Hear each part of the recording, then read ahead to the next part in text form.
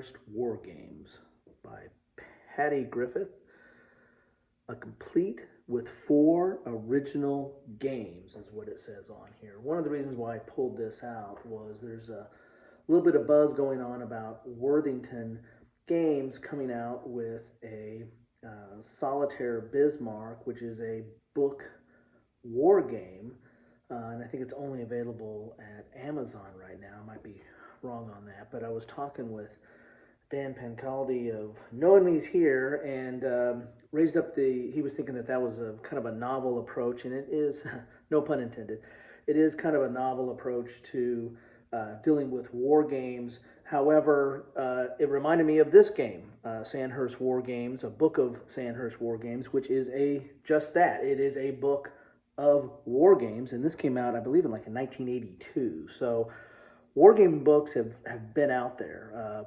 I don't know if this was the first, but it may very well been one of the earliest examples of a book containing playable war games. And when I unbag this, I'll kind of get into that. A more recent approach to that is, and I did a page through of this in an earlier video, one page World War II, Tank War Ardennes, and this is basically kind of a roll and write approach. So it's a book, although it's mainly just several copies of the same page that you play on, so you can play several times. But the rules themselves are only a few pages here. You get in a few pages, and then you get into the game itself. But that's not what I'm talking about here. This is an actual game, or actually 4 games that come in this book here. And I'll pull this out here, take a look at this, and good size book here. I got this from Noble Knight about a year or two ago, maybe a couple years ago, because I was kind of interested in this. And if you look at the copyright there, it was first American edition was 1982, so it goes back a ways. And you can see here, you got an introduction. It talks about the War Game Club at Sandhurst, a brief history of wargaming. So it's got a little bit of history in here.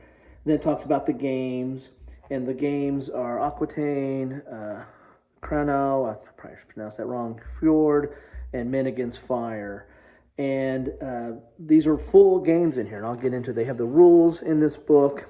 Here's the introduction, which kind of goes back a little bit of, history of wargaming and the like, and then you get into the games themselves. And so here is the first game, and it gives you a little bit of history on that, which is kind of nice. Kind of reminds me a little bit of the magazine game approach.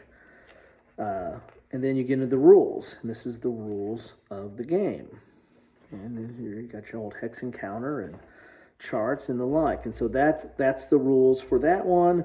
The next game, you have, again, a little bit of historical background here, talking about it, and the history and tactics, which I like. I like that. Again, this kind of, reminds me a lot of like the magazine games. You have the rules here, setup and all that. Looks like a terrain chart there, and got your combat results chart, and that's it for the rule 2 of game 2. Then the next one, it's the third game in this, and again, I really like how it lays out the history. It's kind of an interesting read there, and then you get into the actual rules of the game. Okay. It looks like a standard war game, with hexes and counters and combat results charts and the like. And then you have the third one here. Looks like this is World War II. Looks like it's World War II Pacific.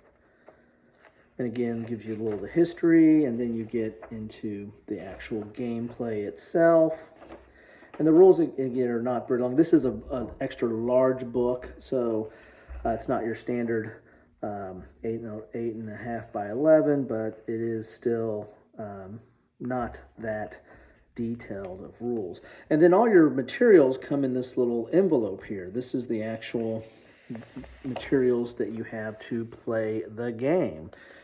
And here's your maps that you can see here. Good old hex and counter map there. And then you have some of your game pieces. This is for Men Against Fire game pieces, and you got to cut these out. And here's Men Against Fire. Looks like there's some cards here, but you can see with the little scissors thing there at the top. You got to cut these out and to use these.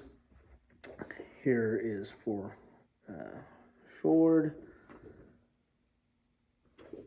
And again, you have to cut these different elements out to use the pieces.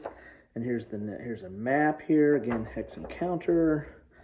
And your counters are not going to be mounted counters, of course. They're going to be they're this right here. Very, very thin. You can see there you've got the perforations of it to come out there. And this is the different, this is for this, two different games here on this counter sheet, one-sided, and you can hear them kind of creak a little bit. They're very delicate. And then yet another map here. And then what do we get here? We get another, ooh, almost poked out a counter there. Get another map here and some more counters for these two games here. And that is what you get in the book. So it's a book of games. There's 4 that come in here. Again, this is more than just the games. The games are not overly complex, and they're probably a couple of steps down from what you might find in, a modern war is not around, but in a modern day strategy and tactics, or against the odds, or paper wars, or those kind of games. These are a little bit more, easier to get a hold of or get into, and a little simpler than some of those games. But they're full games. You get maps and counters and the like. Again, if you complain about the counters you get in magazine games, once you try to poke these things out and play with these, you probably will not complain anymore about that. But anyway, so this is from 1982, a book of war games, not just a book war game, which is what I think Worthington's coming out with. This is kind of a solitaire game. So I thought that'd be interesting. I kind of wanted to pull this out and talk about that. What's your thoughts? Do you guys have any experience with this? Did you like this? Do you think this is a nice format? Are you interested in what Worthington's doing? Do you think this is going to be something that other people or other publishers are going to start doing, to get away from, the potential delays of shipping, stuff made overseas and all the logistic things going on with that, and the price of containers and what have you? Is this a easier way to publish games that we might be interested in playing? It's kind of a niche in that regard. But love to know your thoughts in the comments. Have a good one.